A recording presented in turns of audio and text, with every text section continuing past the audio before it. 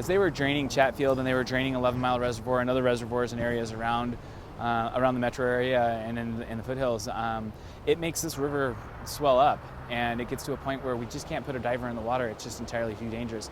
Even some of the vehicles that you can see behind me right now that are almost completely submerged, it's going to be really dangerous as divers get into the water. It looks like the waters have receded enough that we're going to be able to take out the 6 vehicles that we have in the Platte River in this section, and then we have one more vehicle that's further downriver by Mile High State. And they brought in quite a few tow trucks here. They're going to use cables. They have some of them have as much as 150 feet of cable, plus another 100 feet of cable, and they're literally going to have a diver swim out with a rope, and then they're going to be able to pull that across. They'll be able to attach that to some anchor point on the vehicle. Then it'll be the tow truck's job to pull them out. All right, Romero's going to the tow truck, so he's here. I'm ready for the show. They've been in the river for a little while, a better part of a month or so. A couple of the cars were dumped here, whether they were stolen and put into the water or something along those lines. Other cars, it was just people that just drove down into the river.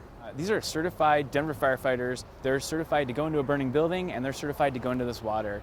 They've all been trained in swift water rescue, and they have all the right equipment on. You'll notice that they'll have helmets on and flotation devices, and not just the people that are going into the water. Everybody that's on the shore or on the edge of this is going to have some kind of personal protection gear in case they go down. We have members staged further down river that are there just in case something happens. They'll be able to grab, if someone got out of control and started heading down the river, we'll be able to grab them just a little ways down. There's snags and currents and undertow.